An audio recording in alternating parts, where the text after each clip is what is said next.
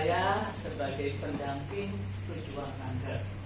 Nanti ibu bapak dengar ya, bagaimana kisah perjalanan dia menjadi seorang penyintas. Nah, sekarang saya menceritakan kisah saya sebagai pendamping. Menjadi pendamping orang sakit berat itu, ya berat juga yang mendampinginya. Ya, beratnya bisa double, mendampingi yang sakit dan diri sendiri. Nah, disitulah proses saya belajar. Proses saya belajar untuk menyadari dan memahami bahwa hidup itu tidak lancar saja, tapi pasti ada gelombang pasang dan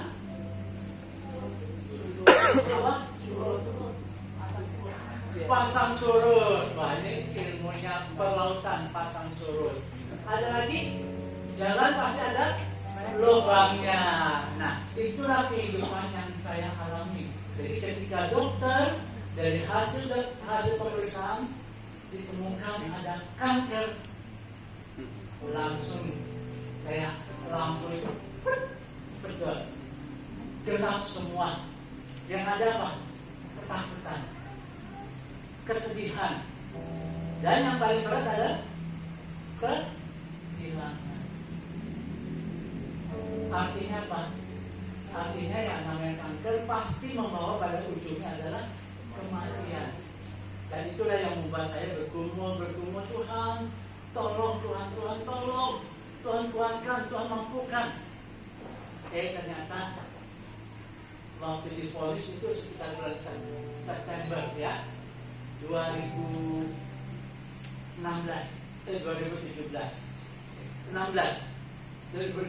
ya. Nah, waktu itu divonis istri tentu dalam kondisi yang drop, saya juga drop, dan melalui pemeriksaan dan pengobatan ke-9, istri saya tidak kuat dan dia pergi ke tempat papanya. Dia sebagai anak dia ngadu ke papanya, sakit, gak enak. Nah, waktu istri bicara sama papanya di kamar, saya di luar.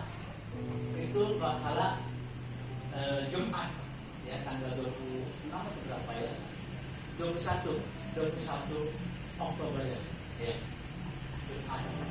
Lagi ngobrol saya dapat kabar, ternyata papa saya dipanggil Tuhan.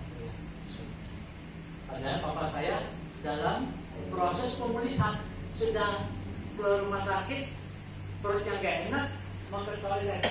Ternyata di toilet saya berpulang ya, karena kondisi yang ada.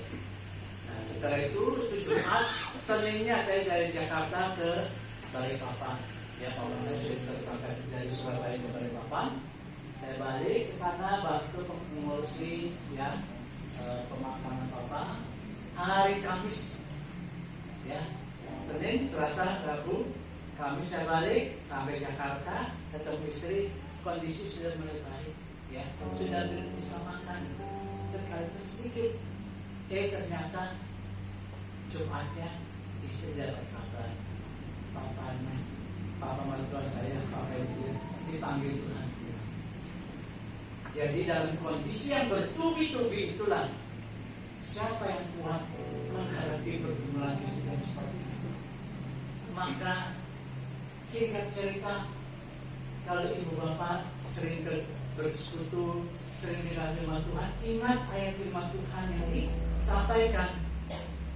Nah, firman itu berkata, hanya dekat Allah saja aku Tuhan, daripadanya lah keselamatanku. Hanya Dia gunung batuku, aku tidak takut. Nah, firman itulah menjadi kekuatan untuk apa? Menghadapi, menjalani, dan terus berjalan bersama dengan Tuhan.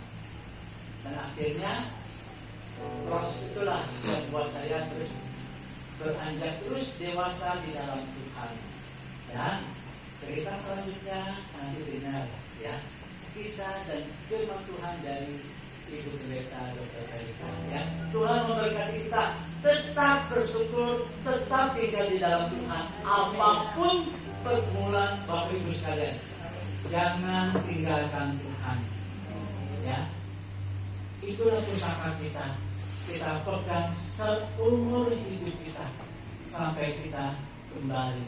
Itulah jalan keselamatan di dalam Tuhan Yesus. Amin.